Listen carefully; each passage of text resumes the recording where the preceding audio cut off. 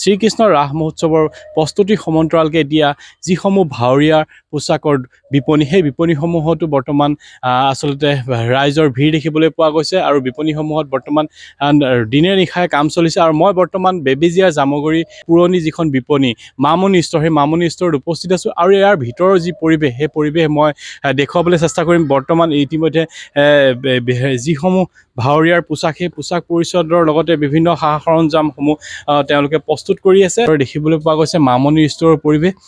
বেবেজীয়া জামুগুৰি আটাইতকৈ পুৰণি এখন প্ৰতিষ্ঠান আচলতে ভাৱৰীয়াৰ পোচাকৰ প্ৰতিষ্ঠান। সেই প্ৰতিষ্ঠানৰ মই ভিতৰৰ পৰিৱেশ দেখুৱাইছোঁ আৰু এয়া মোৰ সহযোগীয়ে দেখুৱাই গৈছে যি সামগ্ৰিক পৰিৱেশ। ইতিমধ্যে তেওঁলোকে এয়া বিভিন্ন প্ৰকাৰৰ মুকুট লগতে ভাৱৰীয়াৰ যি সাজ পোছাক সেই সাজ পোছাক প্ৰস্তুত কৰিছে।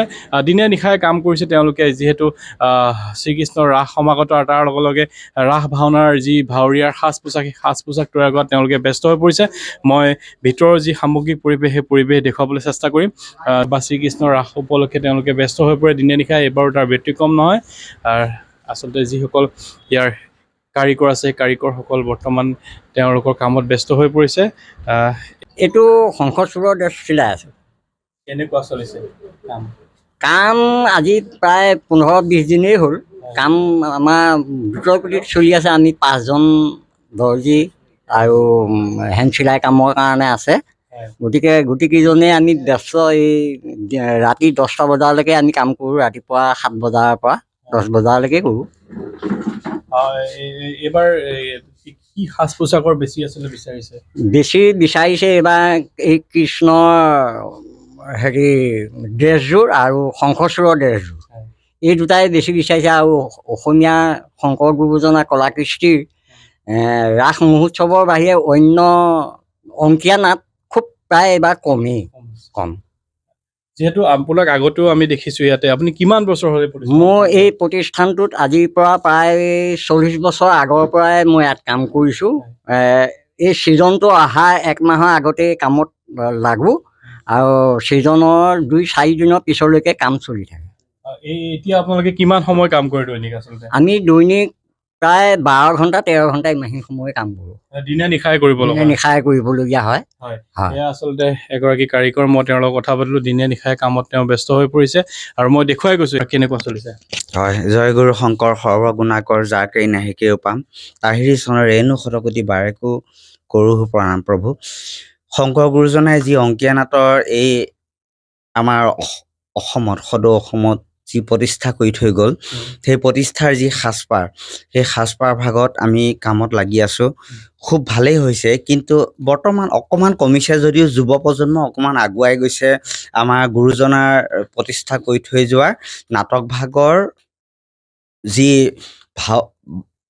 ভাৱৰীয়া, সেই ভাৱৰীয়াৰ তেওঁলোকে কৰিবৰ কাৰণে আগবাঢ়ি গৈছে। দেখুৱাই যাম আৰু পৰিৱেশ যে ভিতৰৰ যিসমূহ সাজ পোছাক আছে সাজ পোছাকসমূহ এবাৰ দেখুৱাবলৈ যত্ন কৰিম। দেখিবলৈ পোৱা গৈছে যে ঠায়ে ঠায়ে ৰাসৰ ব্যাপক প্ৰস্তুতি চলিছে। কেনেধৰণৰ প্ৰস্তুতি আপোনালোকৰ?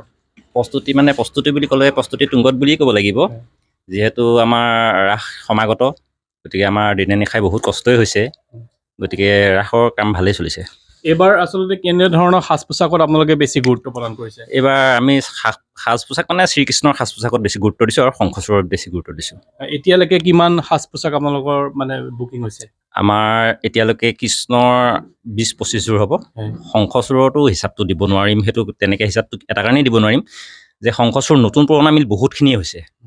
গতিকে নতুনতো আমি প্ৰায় 10 ভাগ মানেই বনাইছোঁ আৰু পুৰণাটো আছে, এনেকৈ কৰি যথেষ্টখিনি বনাইছোঁ। সমাদৰটো সদায় একেইখিনি পাই আছোঁ, কিন্তু এইটোৱেই এইবাৰ অকণমান মনতে ভাৱ এটা আহিছে যে এইবাৰ ৰাস মহোৎসৱটো বেছি।